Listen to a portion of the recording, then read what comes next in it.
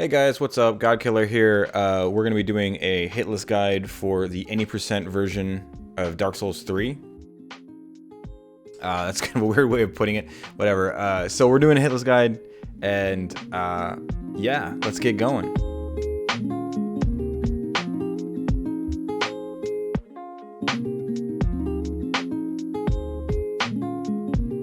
So the only thing that really matters is your class and your burial gift. For this, the class we're going to choose is going to be Mercenary for the weapon that it starts with, which is the highest damaging weapon in the game in terms of DPS, as long as it's stacked with Dexterity and using the Sharp gem.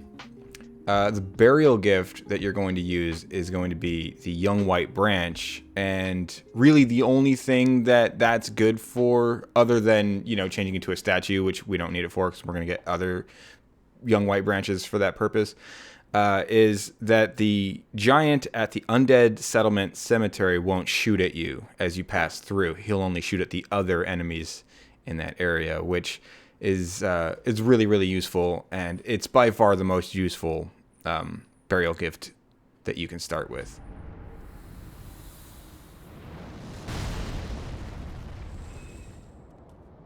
Alright, first things first, you are not going to need any of that armor, regardless of whether or not you're taking hits during your initial no-hit runs, or if you're really advanced and you're at like a low PB.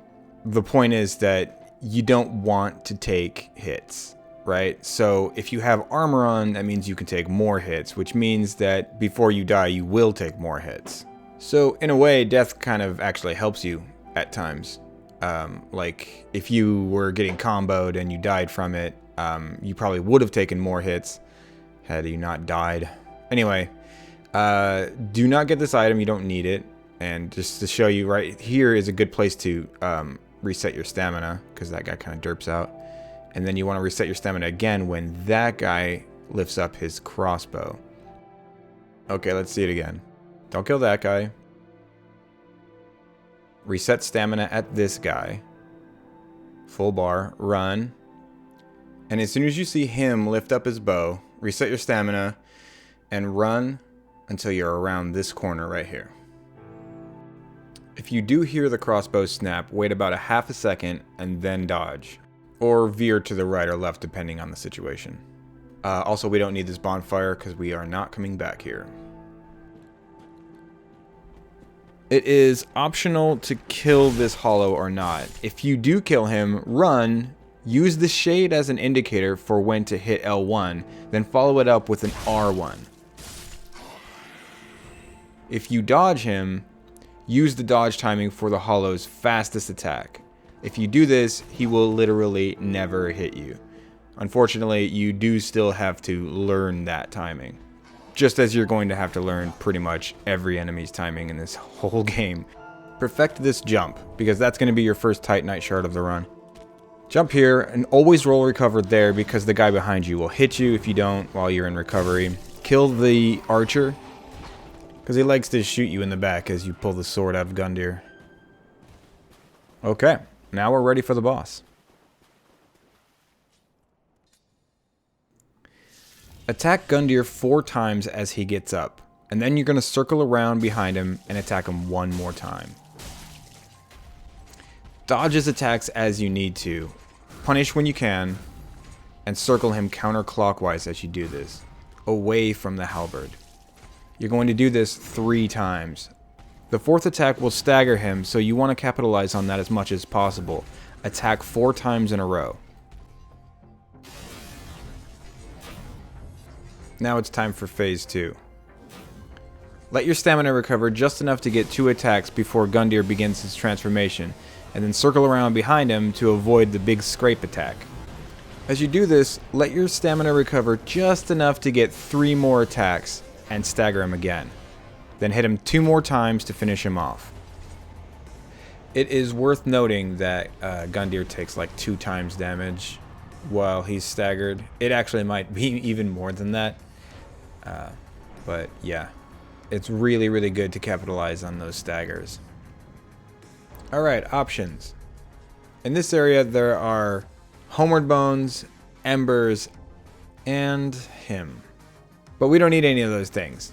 And while Swordmaster here can be cheesed, he is still a risky fight, because he can bonk you on the head, or he can actually just tag you with his sword.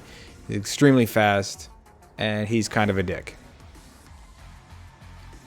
As you approach the archer and the spear hollows, stay to the left side of the path. If you do this, the archer won't activate, and the spear hollow tends to go passive.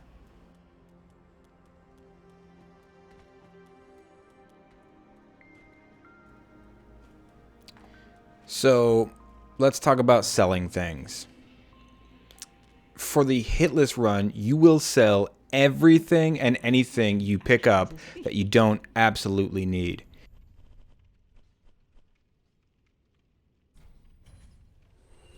Equipment that you will need for this run includes the Sellsword Twin Blades, Flynn's Ring, Chloranthy Ring, Covetous Silver Serpent Ring, Karthus Blood Ring, Pontiff's Right Eye, Red Tearstone Ring, or RTSR, and finally, Lloyd's Sword Ring. In addition to that, for my run at least, you're going to want 10 fire bombs, 1 homeward bone, and the dagger for the quick step weapon art. Okay, now that we have all of our gear, let's go ahead and grab 18 to 20 decks. Any more than that and you risk staggering Vort too soon, causing him to go directly into phase 2 and robbing you of a lot of hits. Potentially about 40% of your total damage to Vort is done in phase 1 and during that phase 2 transition. Not to mention, phase 2 is awkward and just a nightmare in general. Alright guys, that's it for this episode. Next time we'll be tackling High Wall. I'll show you how to get that broadsword safely and consistently. And we're going to be fighting Vort. God damn it.